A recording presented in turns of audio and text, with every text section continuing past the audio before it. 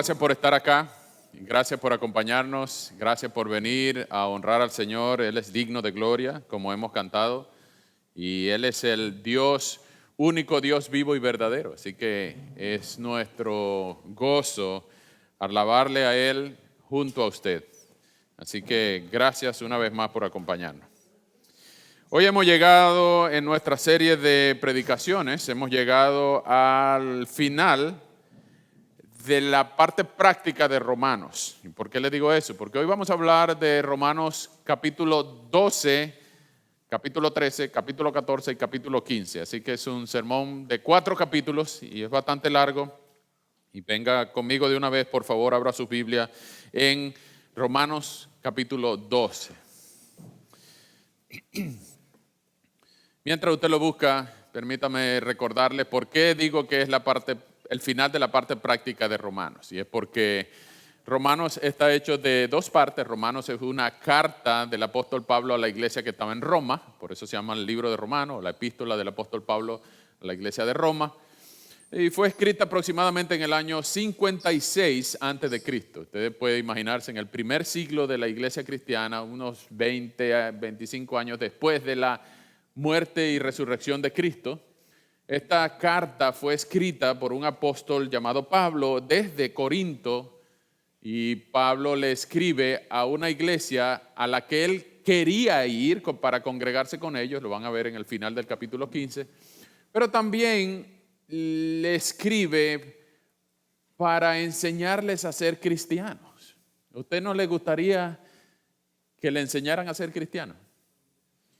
Esta iglesia en Roma estaba compuesta por un montón de judíos que antes eran judíos, ahora eran cristianos, pero en su gran mayoría esta iglesia estaba constituida por un montón de gente que nunca había sido ni cristiana ni judío, y ahora eran gentiles que se habían convertido al cristianismo, pero ellos nunca habían profesado la religión cristiana. Entonces ellos tenían que ser educados, discipulados en lenguaje cristiano, ¿Cómo ser cristiano? ¿Cómo portarse como un cristiano? ¿A usted no le gustaría que le enseñaran también? Hace días estaba conversando con alguien que fue maltratado cuando llegó a una iglesia y le dijeron que no podía entrar porque tenía un tatuaje. Seguramente algunas de las hermanas que están aquí presentes también las han mal visto porque llegan con pantalón, no aquí, sino en otra iglesia. O no te dejan entrar porque estás maquillada. Si es un hombre maquillado ya la cosa cambia, pero pareciera que en la mente de la población latinoamericana, ser cristiano es una cuestión externa, es una cuestión de vestir, de hacer, de no hacer, una lista infinita de no hacer. Y si tú te pones esto, no te pones esto, haces aquello, entonces inmediatamente tú eres descalificado como cristiano, porque pareciera que eso fue lo que nos enseñaron. Cuando nosotros preguntamos al Nuevo Testamento, mira, ¿dónde hay pasajes, versículos que nos enseñan a cómo ser cristiano? Inmediatamente nosotros fijamos nuestros ojos al Sermón del Monte, donde Mateo 5, 6 y 7 nos enseña el mismo Señor Jesús cómo debe portarse un ciudadano del reino de Dios. Pero también en la literatura paulina tenemos los capítulos 12, 13, 14 y 15 de Romanos para aprender a ser cristiano, a vivir como un cristiano en una sociedad que odia a Dios. ¿Le interesa a usted eso? El libro de Romanos está hecho por estas 2 partes, y la primera parte es los capítulos 1 al 11. Es una parte en la que se hablan los indicativos del Evangelio. ¿Qué es lo que creemos? Las grandes doctrinas de la fe están en Romanos 1, capítulo 1 al capítulo 11. Usted puede ver en el capítulo 1 que todos los gentiles, todos los que no son judíos, los que no son cristianos son pecadores. En el capítulo 2 todos los judíos son pecadores, y en el capítulo 3, por cuanto todos han pecado y están destituidos de la gloria de Dios. Todos los seres humanos son pecadores. En los capítulos 4 y 5 vemos la gran doctrina de la justificación por la fe sola, o solamente por fe, mediante fe. Vemos que Abraham es el ejemplo que Pablo usa en Romanos para enseñarnos que nosotros somos justificados mediante el instrumento de la fe, en el capítulo 4 y 5. En los capítulos 6 y 7 vemos a Pablo poniendo ejemplos de qué es lo que significa vivir la vida cristiana. En el capítulo 7, un gran contraste entre lo que yo quiero hacer, pero no debo hacer, y lo que no quiero hacer, pero lo que debo hacer. Y Pablo termina ese capítulo diciendo, miserable de mí, ¿quién me librará de este cuerpo de muerte?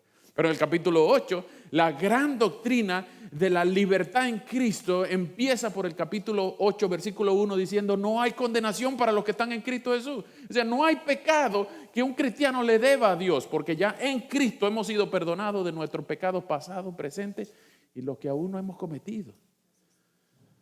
¡Wow! Romanos 8:1 nos quita el peso de tener que pagar por nuestro propio pecado, porque ya Cristo pagó por él. En el capítulo 9 y 10 se nos habla de la gran doctrina de la elección en Cristo, de la predestinación. Nos habla de la presciencia de Dios, que a los que antes conoció también nos predestinó, nos justificó, nos llamó, nos adoptó y algún día, pero ya lo da por sentado, nos glorificará. Y a todos los que son escogidos, elegidos, electos en Cristo, no hay posibilidad de que se pierdan, porque por la gracia de Dios, Dios los salvó y aún los está santificando. Nos salvó, nos está salvando y nos completará la salvación en el día de Jesucristo. En el capítulo 11 se nos habla del pueblo entero de Dios, que está compuesto por todos aquellos electos de entre los judíos que se van a completar en la plenitud de los gentiles cuando todos oigan de Cristo y toda la plenitud de los gentiles entre. Y ahí el pueblo de Israel, que siempre ha sido el pueblo de Dios, no el pueblo geopolítico, sino el pueblo de Dios de todas las edades, se completará y vendrá el fin. Y en el capítulo 12 empieza con una palabra que ustedes tienen que prestar mucha atención cada vez que en la Biblia, sobre todo en las epístolas paulinas, empieza un versículo diciendo así que.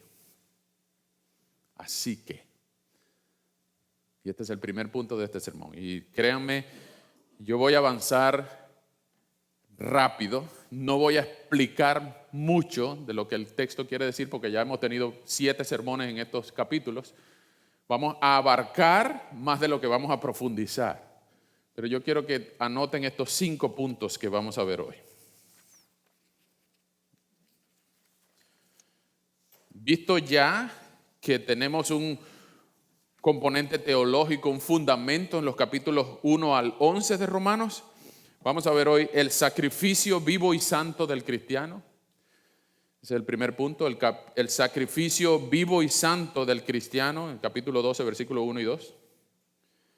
Segundo, vamos a ver el uso y forma de 7 dones en la iglesia local. Solamente lo voy a mencionar, no me da chance de explicarlos. Uso y forma de 7 dones en la iglesia local. El punto número 3 sería 21 aspectos prácticos de la vida cristiana, que obviamente no lo voy a mencionar todos, pero hay 21 aspectos. Eso está entre los capítulos 12:9 al 13:10. Repito, 12:9 al 13:10. 21 aspectos prácticos de la vida cristiana, ¿sí? Enseñándonos cómo ser cristianos. El punto número 4 sería 5 señales y sacrificios de la urgencia de compartir el evangelio. Repito, 5 señales y sacrificios de la urgencia de compartir el evangelio. 13:11 al 15:13. 13:11 al 15:13. Y por último, vamos a ver 10 actitudes de un miembro de una iglesia para la misión. Repito, 10 actitudes de un miembro de una iglesia para la misión. 15:14 al 33. 15, versículo 14 al 33. Como ustedes vieron, es bastante, no vamos a profundizar mucho. Lo que vamos a hacer es algo muy interesante. Visto que tenemos el fundamento teológico de los primeros 11 capítulos, ahora vamos a ver la parte práctica de Romanos resumida en una cartilla que nos enseña a ser cristiano. Si usted alguna vez se quejó o se va a quejar de que a mí no me discipularon, ¿usted ha escuchado eso? No, es que él es así porque ese no lo han discipulado bien. Bueno, lea estos 4 capítulos y después de leer estos 4 capítulos, usted practíquelo durante toda su vida y usted va a estar bien discipulado. Bien discipulado. Michael Bird, un comentarista, dice, Romanos 12:1 al 15:13, es decir, lo que vamos a ver hoy. Romanos capítulo 12, 13, 14 y 15. Romanos 12:1 al 15:13 se puede comparar con la universidad de Cristo, donde Pablo intenta engendrar ciertas actitudes y comportamientos apropiados para aquellos para los cuales Romanos 1 al 11 es verdadero. Para los que creen Romanos 1 al 11, Pablo intenta ahora enseñar a cómo vivir la vida cristiana en los capítulos 12 al 15.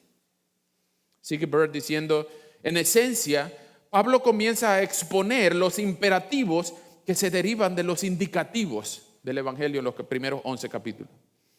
Debido a lo que Dios ha hecho por nosotros en Cristo, así, en esta manera de los capítulos 12 al 15, así es como debemos vivir delante de Dios. Pablo quiere que aquellos que son declarados justos y unidos al Mesías exhiban un conjunto de comportamientos distintivos que demuestran que viven bajo el señorío de Jesús y son guiados por el Espíritu. Llámelo ética, teología aplicada, vida cristiana práctica o como usted quiera llamarlo. Pero recuerde que el objetivo de Pablo con esta carta es llevar a los gentiles a la obediencia a la fe. Y Pablo mismo nos muestra ahora en estos capítulos 12 al 15 cómo se ve esta obediencia en la vida real. ¿Le interesa? Pablo, en otras palabras, nos está dando un vistazo de cómo era vivir el Evangelio en fiel obediencia al Señor en las casas, en los mercados y en el ajetreo y el bullicio de la antigua Roma.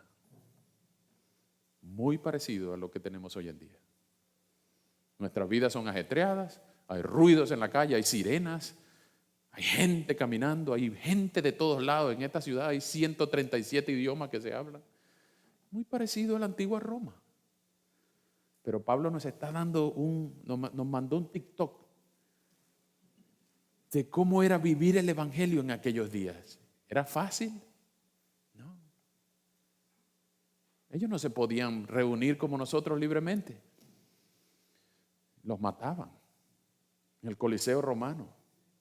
Los mataban en las arenas donde peleaban los gladiadores.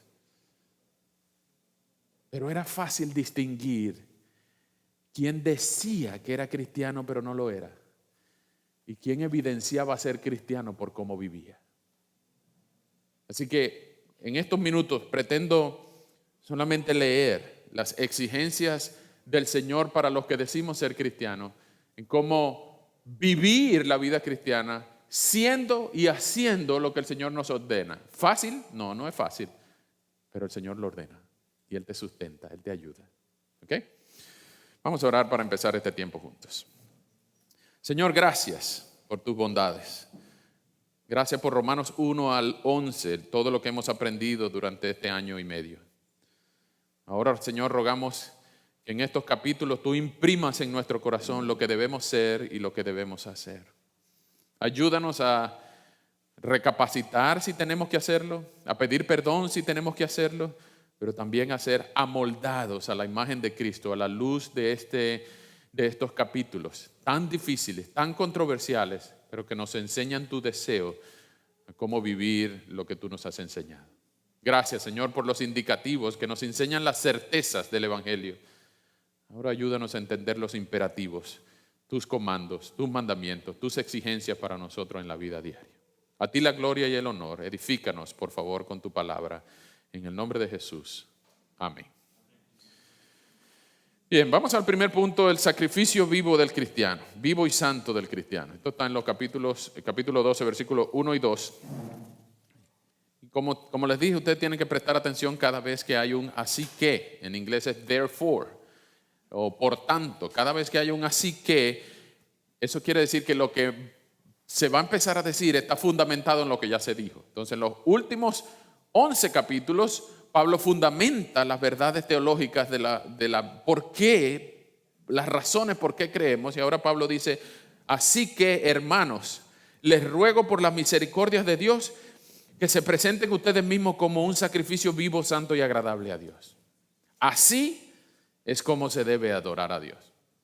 Si alguna vez usted le preguntan, le mandan un texto, hey, ¿tú no sabes cómo es que yo debo adorar a Dios?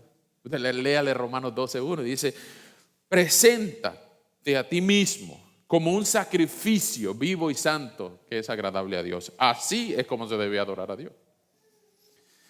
Y esto ha sido un lema de la iglesia cristiana por siglos. Romanos 12:1 ha sido, en la versión del 60 es, presentaos ustedes mismos, ruego por la misericordia de Dios que se presenten ustedes mismos, sus cuerpos, como un sacrificio vivo agradable a Dios. Pero este lenguaje, eso de sacrificio, primero que no nos gusta mucho. ¿Quién le gusta un sacrificio? A nosotros nos gustan los sacrificios de otro, pero cuando uno es el sacrificio, no me gusta mucho. Pero este lenguaje viene de Levítico, de cuando había sacrificios en los cuales se derramaba sangre. Y yo creo que usted ya sabe que cuando se derrama la sangre, el que le derramaron la sangre se muere, ¿verdad? Y eso de derramar sangre no es muy agradable. Primero que, como el doctor Chapatín, no da cosa. Siempre que voy al doctor le digo, la sangre tiene que estar dentro. Pero nos recuerda los sacrificios levíticos muertos que se hacían de ovejas, de bueyes, de vacas, de corderos, de palominos, de lo que fuese, animales en el Antiguo Testamento que estaban destinados a arder y provocar humo en el altar del holocausto para que ese olor fuera agradable a Dios. Pero ahora se nos dice en el Nuevo Testamento que Dios no quiere sacrificio, sino obediencia. ¿Y cómo es eso? Bueno, nosotros ahora mismo somos la ofrenda, pero no es una ofrenda que tiene que derramar sangre porque cuando se derrama la sangre se muere la ofrenda. Pero ya uno derramó su sangre por nosotros para que nosotros no tengamos que derramar nuestra propia sangre. Entonces ahora el sacrificio no es muerto, es un sacrificio vivo. Por eso es que nosotros mismos tenemos que ser una ofrenda viva y agradable a Dios. Nuestra vida tiene que ser agradable a Dios. Si Dios te pregunta esta noche y se te aparece y te sienta al lado de la cama y te pregunta, ¿tú piensas que tu vida está siendo agradable para mí en este momento? ¿Qué tú le dirías? Ni con perfume. Nosotros pudiéramos decirle, pues claro, eso debe ser un olor grato a tu olor, Señor. No, porque nuestras ofrendas están manchadas con nuestra naturaleza pecaminosa. Entonces no hay nada que podamos hacer aparte de Cristo para que nuestra vida sea de olor grato delante de Dios. Ahora, si usted está en Cristo, tu vida es un proceso de perfeccionamiento en el cual Dios se agrada de ti. Dios no se tapa la nariz cuando está al lado tuyo. No, Dios se agrada de ti porque Él no te ve como tú mismo, como que si fuera tú mismo. No, Dios te ve cubierto de la rectitud del Hijo de Dios. Si Dios mismo se apartó de su Hijo en la cruz y el mismo Hijo clavado en la cruz dijo, papá, no te siento, ¿dónde estás? ¿Por qué me has abandonado? El Padre se apartó y esa ofrenda con pecado era desagradable para el Padre. Pero con todo y eso, el Hijo se levantó al tercer día y ha habido una unión, una unidad y una comunión infinita entre el Padre y entre el Hijo y entre el Espíritu Santo eterna. Porque en Cristo usted es una ofrenda viva, agradable a Dios. Y por eso es que no podemos transformarnos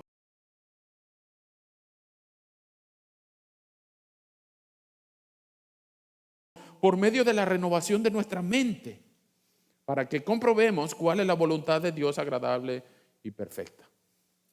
Entonces nosotros no podemos vivir como si fuéramos mundanos, porque ahora somos una ofrenda para Dios. No podemos ser lo que son los mundanos, no podemos conformarnos a este mundo, porque ahora somos cristianos. Pero ¿cómo se porta un cristiano? Bueno, todos los 4 capítulos que vienen trata de eso. Vengan conmigo, por favor, uno por uno. Lo primero que vamos a ver es, bueno, un cristiano apenas es convertido, se le exige, no se le sugiere, no se le aconseja, se le exige, se le manda a que se integre a una comunidad local de creyentes. En otras palabras, no puede haber un cristiano que diga, yo soy cristiano, pero yo no pertenezco a ninguna iglesia. Ojo, note que dije pertenecer, no asistir. Pertenecer es, tú eres de ahí, es el apellido tuyo. Tú eres miembro de una iglesia local y las demás son amigas tuyas. En otras palabras, cuando un hombre se casa con una mujer, tú tienes que dormir con esa nada más. Y cuando una mujer se casa con un hombre, ella tiene que dormir con ese nada más. Puedes ser amigo de todos los demás hombres y de las demás mujeres del mundo, pero tú no eres de ellos, tú eres de este con el que duerme todos los días. Entonces, es pertenecer. Cuando uno se casa, uno le ponen un anillo y ese anillo dice un nombre adentro. Tú eres de esa persona, tú no eres de más nadie. El cristiano no se te sugiere, no se le aconseja, se le ordena que pertenezca a una iglesia local. Y hay gente que ustedes habrán oído decir, yo soy cristiano, pero a mi manera. Y no hay otra manera que ser cristiano que a la manera de Cristo. No existe otra manera que ser cristiano a la manera de bíblica. Tú no eres el primero que va a inventar la manera de ser cristiano a tu manera. Y hoy en día vivimos una vida de individualismo en los cuales cada quien quiere inventar la manera de ser cristiano. ¿No? O somos cristianos a la manera de Cristo o no somos cristianos nada. Entonces todos los cristianos se les exige que pertenezcan a una iglesia local. Por eso Dios estableció los dones. Los dones son regalos que Dios les da a cada individuo para que sumados edifiquen al cuerpo. Se edifiquen mutuamente. Y aquí vemos una lista de 7. Uso y forma de 7 dones de la iglesia local. Capítulo 12, versículos 3 al 8. Miren, es muy importante que cada uno piense de sí mismo que necesita ayuda para ser cristiano. Vean lo que dice el versículo 3. Cada uno de ustedes no tenga más alto concepto de sí que el que debe tener, sino que piense de sí con sensatez, según la medida de fe que Dios repartió a cada uno. Porque así como en un cuerpo hay muchos miembros y no todos los miembros tienen la misma función, así también nosotros, aunque somos muchos, formamos un solo cuerpo en Cristo y cada miembro está unido a los demás. Si alguien se pregunta por qué esta iglesia practica la membresía regenerada, ¿por qué hablamos de membresía? ¿Por qué unos son miembros y otros no son miembros? Bueno, porque los miembros están comprometidos, pertenecen a esta iglesia. Los visitantes, gracias por venir, gracias por honrarnos con su presencia.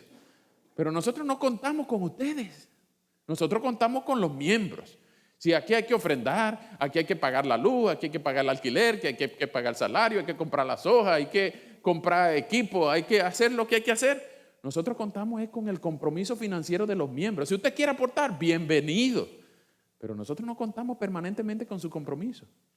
Los miembros son a los que Dios les da dones para edificarse mutuamente. Y ojo, esta lista que vamos a leer no es una lista que pretende ser exhaustiva. Es decir, como que si estos fueran los únicos 7 dones que hay en la iglesia. No, hay más. Hay otras listas en 1 Corintios, en 1 Pedro, en Efesios. Hay otras listas. Pero esta lista en particular no pretende dar la impresión de que esto es todo lo que hay. No. Esta lista está ahí para que nosotros entendamos cómo yo sé cuál es el don que tengo. ¿A usted no le interesa saber eso? Cuando a uno le discipula, mire, tú tienes que averiguar cuál es tu don. Como que si uno fuera un superhéroe.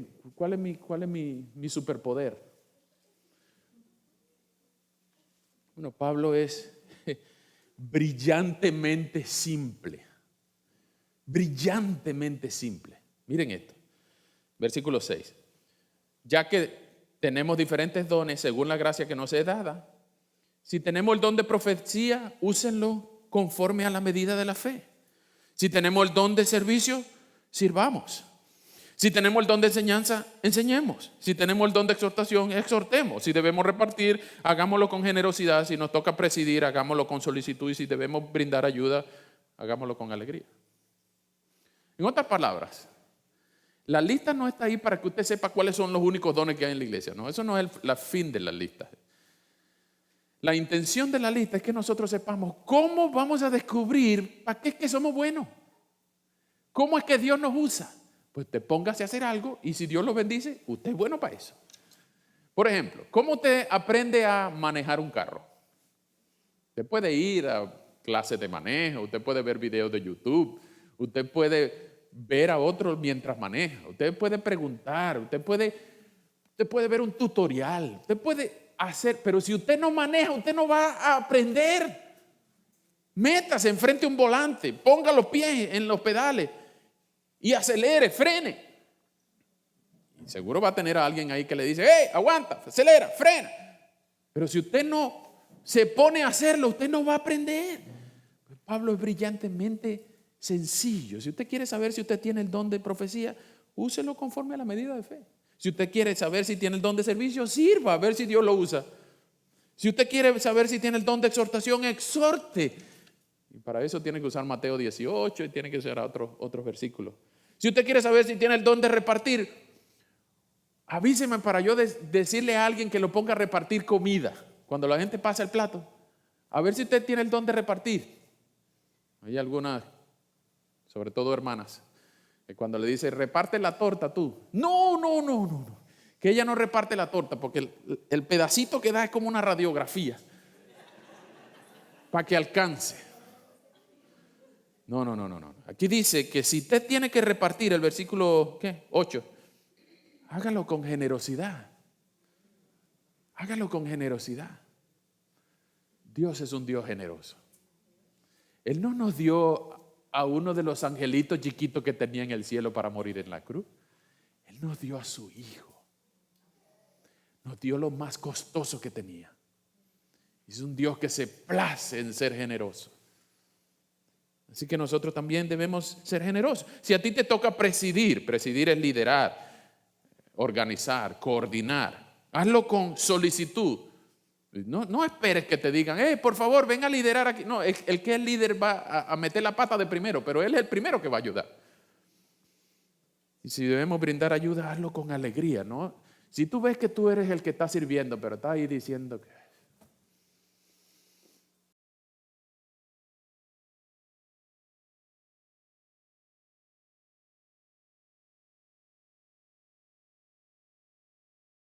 dones de servicio. Los dones de servicio nosotros creemos que todavía están vigentes. Todavía necesitamos quien predique, que es la función del profeta. Necesitamos quien sirva, necesitamos quien enseñe, necesitamos quien exhorta, necesitamos quien reparta, necesitamos quien presida, necesitamos quien ayude. No podemos decir que estos dones han cesado. Los dones extraordinarios sí creemos que han cesado, como por ejemplo los dones de apóstoles, los dones de los profetas que adivinan el futuro, los dones de fe, los dones de sanidad, los dones de lengua, los dones que eran funciones para validar el mensaje que un mensajero estaba dando de parte de Dios. Dios agregaba señales extraordinarias para validar el mensaje del mensajero. Pero ya no, ya el mensaje está escrito. Si usted no cree este mensaje, decía Lutero, ni que milagros lluevan todos los días, usted va a creer este mensaje. Porque ahora usted tiene que creer el mensaje que está escrito. No a los agoreros, no a los fantasiosos, no a los que ponen rencos a caminar medio enderezados. Dios ha sido bueno con nosotros al dejarnos un mensaje escrito. Y si es verdad, nosotros podemos pensar que, no, nosotros pensamos que los dones han cesado, pero Dios todavía puede hacer milagros, puede hacer lo que quiera, nosotros no nos limitamos al poder de Dios. Yo puedo ser cesacionista, pero Dios no. Nosotros quisiéramos que alguien de verdad que tuviera el don de sanidad, por ejemplo, fulanito, mira, vamos a pararlo aquí. Y todo el que tenga la azúcar alta, ya inmediatamente, ¡pum!, valores normales. Los triglicéridos, ahora, bajan. Pero después que termine con nosotros 100, vamos para el hospital George Washington, vamos para el hospital de niños, vamos para donde están la gente que sufre de cáncer. Porque si de verdad tiene un don de sanidad y lo que él diga no es que empieza a rogarle al demonio que salga, no, es que en nombre de Dios lo que él dice se hace. En la Biblia los dones eran inmediatos, eran regenerativos, eran totales. No es que, bueno, después que salga de aquí, tómate este guarapito 3 veces en ayuna. No. Al menos yo no he visto eso hoy en día. Es el don que yo quisiera tener. Si yo pudiera decirle, Señor, ¿te puedo pedir algo? Dame el don de sanidad. Oh, yo sería feliz. Ayudando a gente y curando, pum, con una varita mágica. Bueno, con la Biblia, para que no parezca tan brujo. Y fuera curando gente de hospital en hospital. Yo no haría un show cuando la cámara está encendida. O el don de lenguas tan polémico que es. No te pongas a hablar cosas sin sentido. Habla otro idioma humano en el cual un extranjero pueda oír el evangelio. Son idiomas humanos, no balbuceos sin sentido. Entonces, Pablo es genial.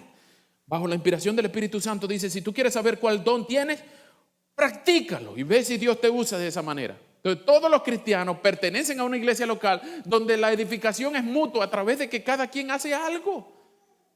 Pregunto, para avanzar, ¿cuál es tu función en esta iglesia? ¿Tú eres miembro de esta iglesia para empezar?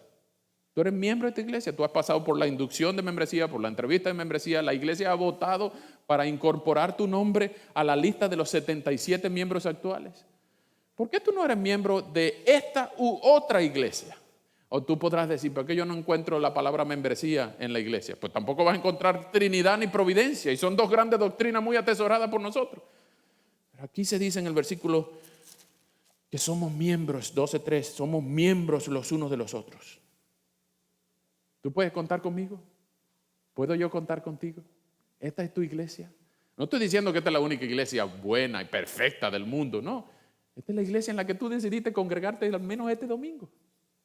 Si tú quieres ser miembro de esta iglesia, pues habla con el pastor Juan o con tu servidor y nosotros felices de ayudarte, de explicarte qué cree esta iglesia, cómo funciona esta iglesia, cuáles son los líderes, las estrategias de esta iglesia. Y nosotros felices de comprobar si Dios te ha dado algún don para que tú nos bendigas a nosotros también. ¿Qué función tienes tú en la iglesia, en tu iglesia? Segundo punto. Tenemos 21 aspectos prácticos de la vida cristiana que solamente lo voy a leer, obviamente por razones de tiempo. Pablo empieza los versículos 12:9 al 13:10 a enlistar una lista increíble de exhortaciones para ser y hacer. Y ustedes van a notar que esta lista está entremezclada entre cosas que debemos hacer porque somos ahora cristianos. En otras palabras, esto es la vida cristiana práctica. Estos son los imperativos del evangelio en lo que yo debo vivir, la manera que yo debo vivir, ser y hacer, siendo y haciendo lo que soy por causa de lo que creo. Noten esta lista impresionante. Yo la voy a leer rápido. Está numerada, los versículos están numerados, pero son 21 imperativos que están en esta lista. ¿Están listos? 12:9. El enunciado de toda esta lista de 21 órdenes es el 12:9, donde dice: nuestro amor debe ser sincero. Nuestro amor debe ser sincero. Y porque nuestro amor es sincero, ahora oigan esto. Si tú quieres aprender a ser cristiano, anota. Aborrezcamos lo malo y sigamos lo bueno. Amémonos unos a otros con amor fraternal. Respetemos y mostremos deferencia a los demás. Si algo demanda diligencia, no seamos perezosos. 5. Sirvamos al Señor con espíritu ferviente. 6. Un buen eslogan para la vida. Gocémonos en la esperanza, soportemos el sufrimiento, seamos constantes en la oración. 7. Ayudemos a los hermanos necesitados. 8. Practiquemos la hospitalidad. 9. Bendigamos a los que nos persiguen. Bendigamos y no maldigamos. Tiempo. Esto está muy difícil. Esto no es fácil practicarlo. ¿Cómo que practiquemos la hospitalidad? Es decir, que convirtamos nuestra casa en un lugar donde la gente pueda sentirse bienvenida. En otras palabras, dale cobijo, hospedaje a una gente que tú no conoces. No está fácil. No está fácil. Bendice a los que nos persiguen. Ya va, Pablo. Es decir, que la gente que Nerón incendiaba en las antorchas humanas, en las calles de Roma, ahora nosotros en vez de evitarlo tenemos que bendecirlo.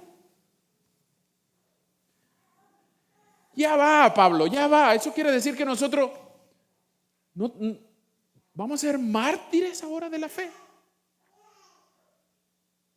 La lista sigue, hermanos.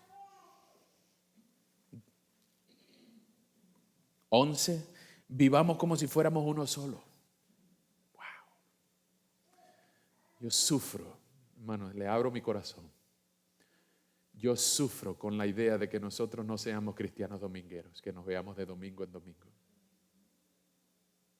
¿Cuándo fue la última vez que tú te reuniste con alguien durante la semana? Un hermano con una hermana, leyeron algo, comieron algo, tomaron algo, se rieron de algo, lloraron por algo, se aconsejaron con algo. Vivamos como si fuéramos uno solo. 12. No seamos altivos, sino juntémonos con los humildes. 13. No debemos creernos más sabios que los demás. No debemos creernos más sabios que los demás.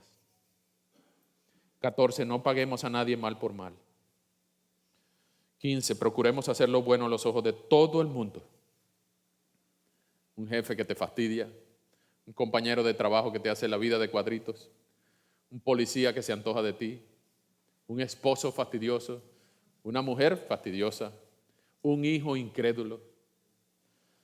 Procuremos hacer lo bueno a los ojos de todo el mundo. 16. Si es posible y en cuanto dependa de nosotros, vivamos en paz con todos. Por lo menos Pablo da el condicional de que si es posible. Pero en cuanto dependa de ti, vive en paz con todos. 17. Y esto empieza el versículo 19. No busquemos vengarnos, amados míos. Y aquí hay una explicación. Mejor dejemos que actúe la ira de Dios, porque está escrito: mía es la venganza, yo pagaré, dice el Señor. Por lo tanto, si tu enemigo tiene hambre, dale de comer. Si tu enemigo tiene sed, dale de beber. Tiempo otra vez. No está fácil. Porque es muy fácil decirlo. Pero cuando salimos de aquí y empezamos a ver esa persona que me fastidia, que me hace el lunes a viernes mal, un esposo o una esposa inconversa, un niño que le hace daño a mi hijo en la escuela, un policía que no puede ver dónde yo me pare para ir a ponerme un ticket. Hermano, tu vida no está en riesgo como le estaban los receptores de esta carta. El enemigo de los receptores de esta carta tenía una espada y derecho de cortarle la cabeza a cualquiera de los que estaban leyendo esta carta. Y viene Pablo y le dice: si tu enemigo tiene hambre, dale de comer. Si tiene sed, dale de beber. Pero da la razón que nos hace respirar profundo. Porque haciendo eso, haremos que se avergüence de su conducta. Y esto es verdad. En la historia del Imperio Romano, los cristianos que sufrían con gusto, y más tarde que temprano, el emperador Constantino fue convertido por fe que Dios le dio, controversial o no en la historia, el sufrimiento de los cristianos llegó hasta Palacio y en su momento generó la fe para que el emperador se convirtiera. Haciendo esto, haremos que se avergüencen de su conducta. En la versión del 60 dice, ascuas de fuego amontonará sobre su cabeza. Sigo. 19, versículo 21. No permitamos que nos venza en mal. Es mejor vencer el mal con el bien. Eso fue lo que hizo Jesús. A los soldados que lo estaban clavando en la cruz, que lo estaban coronando con espinas, que lo estaban perforando su costado, a los que le estaban golpeando. Jesús nos dijo, Padre, hazme el favor, pulverízalo ahí en el acto. Jesús no fue vencido con el mal. Él dijo a su papá, no les tengas en cuenta este pecado. Ellos no saben lo que están haciendo. Ellos no saben que yo soy tu hijo. 20. Esto empieza el capítulo 13, versículo 1. Yo quiero que aquí, por favor, todos agarren una bocanada de aire para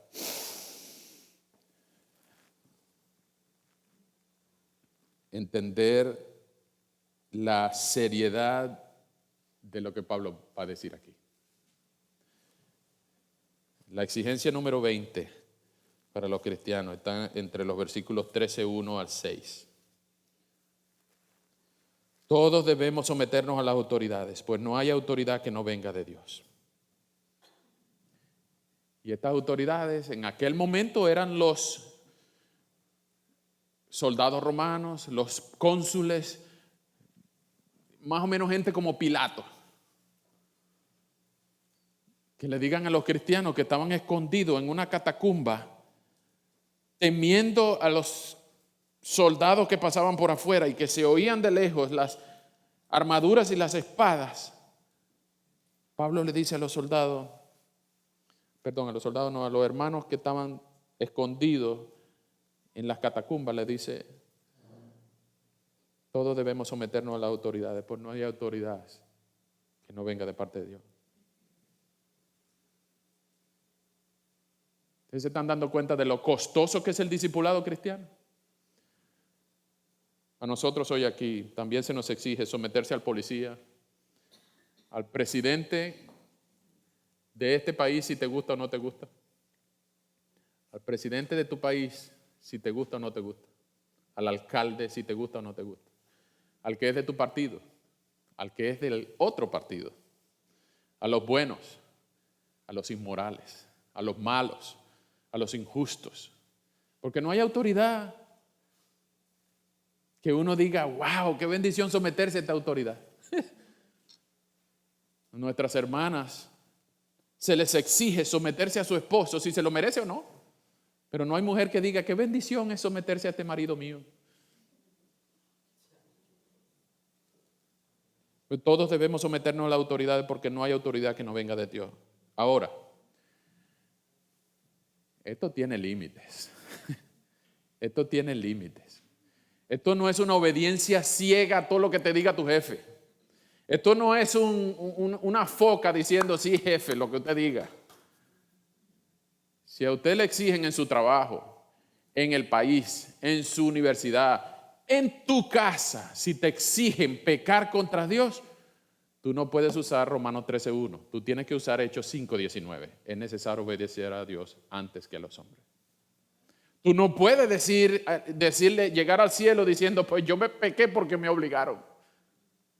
Tú no puedes orar en la noche diciendo, perdóname Dios, pero mi jefe me hizo hacerlo. No. Todo jefe tiene un jefe en el cielo. Toda autoridad viene de parte de Dios. La única autoridad soberana es la de Dios. Todas las demás autoridades son delegadas. Así que los cristianos, sí, los cristianos nos sometemos y de buena gana, pero si nos exigen pecar, le decimos, mira mi dedito. Es necesario obedecer a Dios antes que a los hombres. Las autoridades que hay han sido establecidas por Dios Por lo tanto, aquel que se opone a la autoridad, en realidad se opone a lo establecido por Dios, y los que se oponen acarrean condenación sobre ellos mismos. Porque los gobernantes no están para infundir temor a los que hacen lo bueno, sino a los que hacen lo malo. ¿Quieres tú vivir sin miedo a la autoridad? Pues haz lo bueno. Y tendrás su aprobación. Pues la autoridad está al servicio de Dios para tu bien. Y a nosotros nos cuesta entender eso en nuestro país. Pero a estos hermanos les costaba mucho. A algunos les costó hasta la cabeza someterse a las autoridades que eventualmente derramaban la sangre de nuestros hermanos. Pero la autoridad es un invento de Dios para mantener el orden. Y si usted ve un policía y cuando el policía se abre la chaqueta así, se le ve una pistola, esa es la expresión moderna de lo que aquí se dice, porque no en vano empuña la espada. Un policía tiene derecho a usar la pistola para preservar el orden. En otras palabras, si tú estás en una tienda y hay un robo, el policía tiene el deber de protegerte a ti, porque tú te estás portando bien, pero hay un robo, hay un malandro, un delincuente que está robando, el policía tiene el derecho de usar la espada y pum, pum, pum. Y nosotros lamentamos por la vida del que cayó después del tercer pum, pero el policía tenía derecho a usar la pistola. Tú y yo no, porque nosotros no somos policías. Otro día hablamos de lo que pasa en Texas o de lo que pasa en los lugares donde hay concealed carrying, donde las personas tienen derecho a portar sus pistolas. Pero el policía tiene derecho a usarla. No en vano empuña la espada. Y no solo tenemos que sujetarnos, no solamente por causa del castigo, sino también por motivo de conciencia. Por eso mismo, ustedes pagan impuestos. El policía cobra de lo que tú pagas de impuestos. Porque los gobernantes están al servicio de Dios y se dedican a gobernar. Último, 21. Paguen a todos lo que deban pagar, versículo 13:7. Ya sea que deban pagar tributo, impuesto, respeto u honra. No tengan deudas con nadie. Bájale 2 a la tarjeta de crédito. No tengan deudas con nadie, aparte de la deuda de amarse unos a otros, porque el que ama a su prójimo ha cumplido la ley. Los mandamientos, eso de no adulterarás, no matarás, no hurtarás, no dirás falso testimonio, no codiciarás, y cualquier otro mandamiento se resume en esta sentencia: ama a tu prójimo como a ti mismo. Los 6 mandamientos de la segunda tabla se reducen en el segundo mandamiento que Jesús dijo: ama a Dios por sobre todas las cosas, con toda tu mente, con toda tu alma y con todo tu corazón, y a tu prójimo como a ti mismo. Ese segundo mandamiento resume estos mandamientos de no adulterarás, no matarás, no hurtarás, no dirás falso testimonio, no codiciarás. ¿Por qué? Porque el amor no hace daño a nadie. De modo que el amor es el cumplimiento de la ley. Nosotros no somos salvos por cumplir la ley. Nosotros somos salvos porque alguien cumplió la ley por nosotros. Ahora, no es que nosotros no vamos a dejar de matar, dejar de codiciar, dejar de hurtar, dejar de dar falso testimonio. Nosotros tratamos de cumplir los 10 mandamientos, pero no para ser salvados, sino porque hemos sido salvados. ¿Notan la diferencia? Nosotros no caminamos hacia la justificación, hacia el perdón, no obramos para ser salvos, sino porque hemos sido justificados, estamos siendo santificados, porque Dios preparó las buenas obras para que andemos en ellas. Entonces, esa es la manera. 21 mandamientos, 21 aspectos de la vida práctica. Son difíciles, ¿cierto? Pero así se porta un cristiano en la vida diaria. Avancemos. Punto número que viene. 4. 5 señales y sacrificios de la urgencia de compartir el evangelio. 13:11 al 15:13. Repito, 5 señales y sacrificios de la urgencia de compartir el evangelio. Voy a avanzar un poco más rápido, pero usted me acompaña ahí con sus notas. Vean, en el 13:11 Pablo dice: hagan todo esto conscientes del tiempo en que vivimos y que ya es hora de que despertemos del sueño. ¿Por qué? Porque nuestra salvación está más cerca de nosotros ahora que cuando creímos. Es decir, hoy falta menos para que venga Cristo que lo que faltaba ayer, ¿cierto? Parece lógico, pero es cierto. O mañana es un día menos que hoy. O sea, mañana faltará menos para que Cristo venga que lo que faltaba hoy. Y cualquiera que le diga, mira, Cristo va a venir el miércoles 8 de septiembre de 2130. Cualquiera que le diga eso, de una vez, dígale, de parte mía usted es un anatema. ¿Por qué le digo de parte mía? Porque eso es lo que la Biblia enseña. Nadie sabe el día ni la hora. Nadie deja de estar inventando de que si Mercurio está retrógrado y el Sol está viendo para atrás. Déjese de invento y de estar juntando señales locas. Nadie sabe el día ni la hora. Lo que es cierto es que nosotros tenemos que vivir de esta manera que nos dicen estos 21 aspectos de la vida práctica para dar testimonio a otros, porque ya falta menos y ellos también necesitan ser salvados. ¿Quién sabe? ¿Quién sabe si tú eres el único misionero que Dios tiene cerca de uno de los que Él quiere salvar? Entonces, por eso debemos estos 5 señales y sacrificios de la urgencia de compartir el Evangelio. Primero, desechemos las obras de las tinieblas y revistámonos de las armas de la luz. ¿Cuáles son las armas de la luz? Usted puede ver en Filipenses 1, puede ver en Efesios 6, usted puede ver en otros lugares de la Biblia cómo es que nosotros nos defendemos, los cristianos. Las obras de las tinieblas, nosotros no podemos andar en ellas, sino que nosotros nos armamos de la armadura del cristiano, que está en Efesios 6, y usted puede armarse de las armas de la luz para cada vez que usted esté en medio de una tentación, usted pueda decir, usted no es que le va a decir, te rechazo en el nombre de Jesús. No, Jesús se defendía con las tentaciones diciendo, escrito está, escrito está, escrito está. Cada vez que usted tenga una tentación, esté en una situación, usted puede decir, escrito está. Pero después de decir escrito está, tiene que decir algo que está escrito. Entonces usted tiene que memorizar ese versículo para decir, cuando te sientas solo, por ejemplo, te sientas deprimido, escrito está, el Señor no me dejará ni me desamparará. Cuando te sientas, qué sé yo, solo, que nadie está contigo, escrito está, yo estaré contigo hasta el fin del mundo. Cuando te sientas, qué sé yo, impaciente, escrito está, no te impacientes a causa de los impíos ni sientas envidia de los que hacen iniquidad. Entonces, ¿cuáles versículos te sabes tú? Para que después puedas decir, escrito está. Cuando vengan a tentarte, tú puedes decir, escrito está. Y te van a decir, ajá, ¿qué es lo que está escrito? Entonces, tienes que aprenderte algunos versículos, ¿cierto? Eso se llama versículos de batalla. Búscate algunos versículos de batalla. Si tienes preguntas, yo tengo una lista que te puedo compartir. Y tú vas a tener que aprendértelo. Yo no me lo puedo aprender por ti. Pero hay versículos en los que tú puedes decir, escrito está. Segundo, otra señal o sacrificio de la urgencia de compartir el Evangelio es que 13:13, vivamos con honestidad, como a la luz del día, y no andemos en glotonería, ni en borracheras, ni en lujurias, ni lascivias, ni contiendas, ni envidias. Más bien, revistámonos del Señor Jesucristo y no busquemos satisfacer los deseos de la carne. ¿Cómo podemos saber si usted es cristiano o no? Bueno, la manera en cómo, no en que usted tiene victoria final sobre el imperio del pecado y de la muerte, eso solamente Cristo lo hizo. Pero si usted es cristiano, usted está luchando contra el pecado. En 1 Corintios 10:13 se nos dice que ninguno de nosotros es tentado con una tentación que no sea humana, sino que juntamente con la tentación vendrá la salida. Entonces, ninguno de nosotros podrá decir, uy, no, yo estaba luchando, pero esa tentación me venció, tuve que caer. No, el Señor nos protege, nos limita incluso las tentaciones. Cuando tú estés solo y seas tentado con tu teléfono, te reto.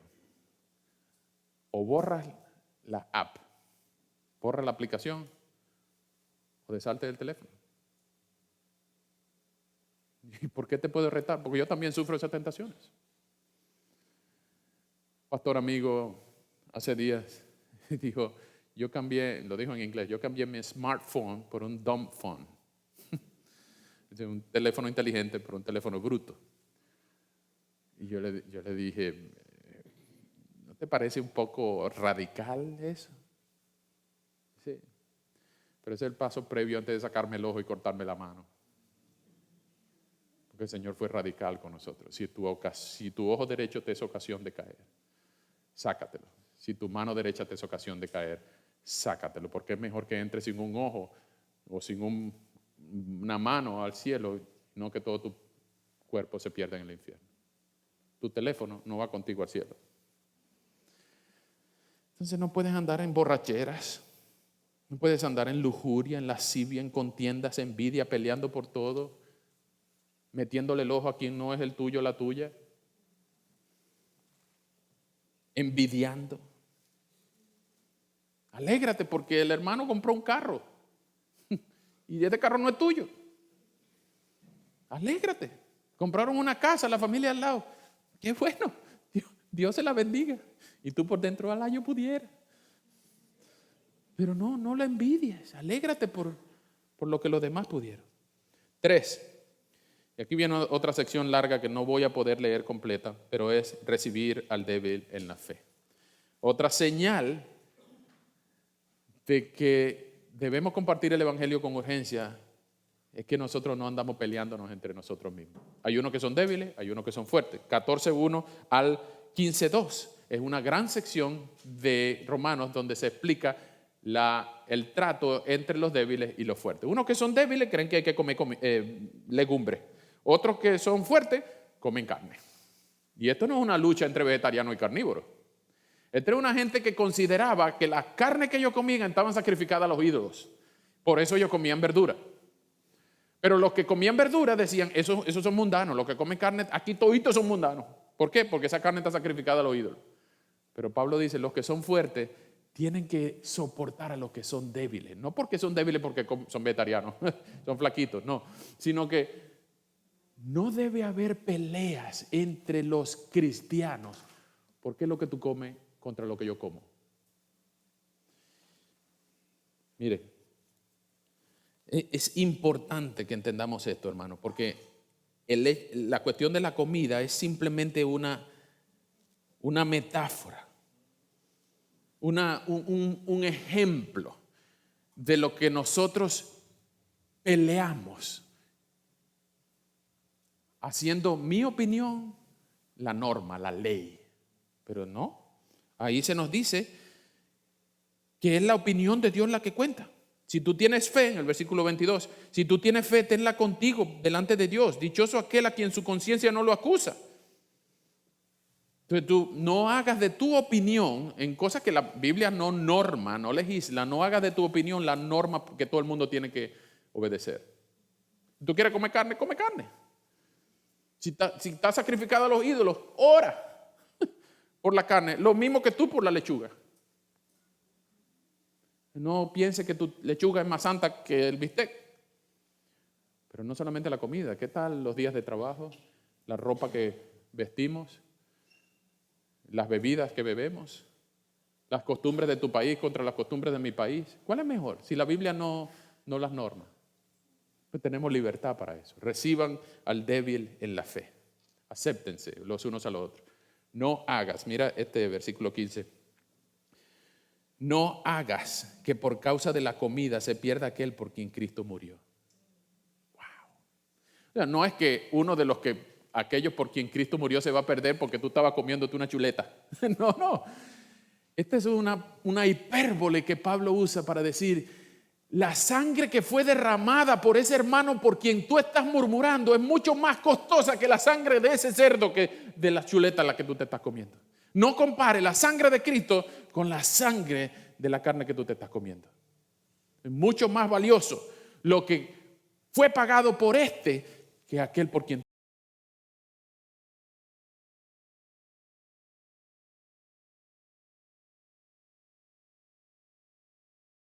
Avanzo, ya me quedan 5 minutos.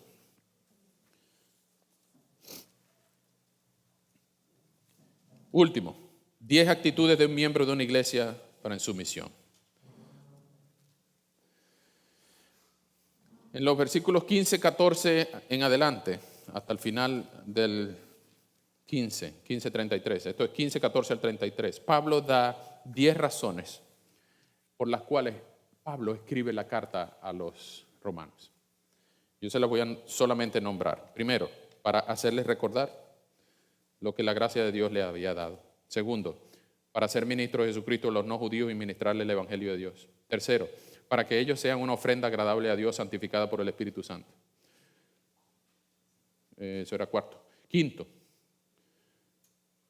Fue así como me esforcé a predicar el evangelio, no donde Cristo hubiese sido ya anunciado, para no edificar sobre fundamento ajeno, sino como está escrito: aquellos a quienes nunca les fue anunciado acerca de él verán, y los que nunca han oído de él entenderán. Pablo quería plantar iglesias donde Cristo no era adorado. Sexto, muchas veces me ha sido imposible visitarlos, pero como no me queda más tarea pendiente en estas regiones, y como desde hace mucho tiempo deseo ir a verlos, iré a visitarlos ahora cuando vaya a España. Pablo quería dejarle saber que él iba a España. 7. Espero que cuando pase por allá me ayuden a continuar el viaje. Pablo quería que le dieran plata. Y usted dirá: uy, qué sinvergüenza ese Pablo.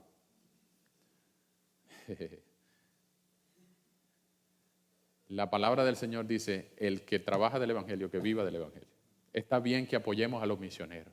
Está bien que apoyemos a los que están compartiendo el evangelio. Está bien que ofrendemos para la plantación de nuevas iglesias. Está bien que le demos plata a la gente que predica el evangelio. Está bien que sostengamos a los obreros.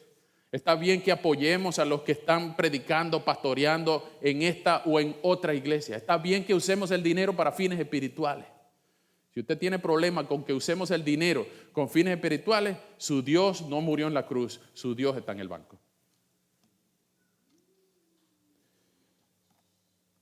8. Pablo dice que ahora él va a Jerusalén para servir a los santos. Con una ofrenda que Macedonia y Acaya dieron, ahora Pablo quiere servir a los santos. 9. Cuando haya concluido todo esto y le haya entregado este fruto, pasaré a visitarlos en camino a España, y sé que cuando los visite llegaré a ustedes con la abundante bendición del evangelio de Cristo. Pero les ruego, hermano, por nuestro Señor Jesucristo y por el amor del Espíritu, que me ayuden. No solamente con plata, que me ayuden con sus oraciones a Dios por mí, para que sea yo librado de los rebeldes que están en Judea, y que la ofrenda de mi servicio a los santos en Jerusalén sea agradable. Wow. No solamente denme plata, oren por mí. Y este no es cualquier Pedro Pérez, ¿ok? Este es el superapóstol Pablo, que la gente creía que era un dios romano, Mercurio, Marte. Este es el superapóstol Pablo, que escribió medio Nuevo Testamento, que en 2 Corintios 12 él dice: 3 veces he orado al Señor que quite este aguijón de mí. 3 veces mucho, para que las veces que oraba Pablo, una sola vez era suficiente. Y este hombre tan humilde como para decirle a la iglesia de Roma: oren por mí. Wow. ¿Usted ora por mí? Este hombre, estos hombres, ese hombre y los que están encargados de predicar el evangelio sufren las mismas tentaciones que usted, las mismitas. Pero la caída de los hombres de Dios son más escandalosas para el reino de Dios. Y el diablo y sus demonios se frotan las manos mucho más fuerte cuando cae un líder. Entonces la iglesia ora por sus líderes. Y número 10, Pablo le escribe a la iglesia de Roma para que por la voluntad de Dios llegue a ustedes gozoso y pueda descansar entre ustedes. En otras palabras, Pablo tenía amigos que lo vamos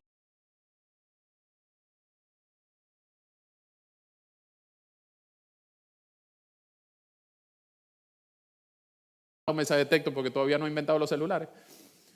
Préstame una hamaca ahí para dormir, pues. ¿Tiene una arepa, tiene una pupusa que haya dejado en la noche?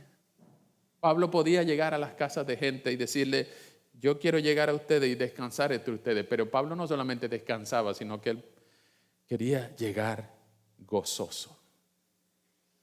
De esas visitas que te alegran a ti la vida. De esas veces que tú abres la puerta y en vez de torcer la boca, tú dices: ¡bienvenido! De esas que te alegran. Pablo era uno de esos. Van a ver la semana que viene los héroes anónimos, los amigos de Pablo, los cuales colaboraban con él. Hermanos, para cerrar, yo sé que ha sido largo, pero son 4 capítulos, así que cuando tú prediques 4 capítulos, hazlo más corto que yo. Son muchos estos mandamientos, mucho sacrificio es lo que Pablo está pidiendo aquí. Sí, es fuerte, yo sé. Yo mismo reconozco que son difíciles las exigencias de Pablo, estas 43 exigencias de Pablo para los que somos verdaderamente cristianos. ¿Mucho sacrificio? Sí, es difícil. Pero Cristo hizo un mayor sacrificio que tú y que yo. Y Él nos dijo, en esto conocerán que son mis discípulos, en que guardan mis mandamientos. Si Él lo hizo por nosotros. Si Él dio no solamente su ser, su hacer, Él dio su vida y en la cruz Él pagó por ti y por mí, ¿no estarías dispuesto tú a hacer lo mismo? Pablo también dio su vida, su cabeza rodó por mantener las convicciones que hoy tú y yo leemos muy tranquilos. Pero Pablo termina con esto, con lo que quiero terminar. Hay 3 bendiciones que Pablo oró por ti y por mí. Vengan conmigo, por favor, y quiero que lo anoten. Los versículos 5, 13 y 33 del capítulo 15. 5, 13 y 33 esconden el Dios de Pablo, el Dios tuyo y mío, al que te invito a orar estas 3 oraciones por alguien durante esta semana.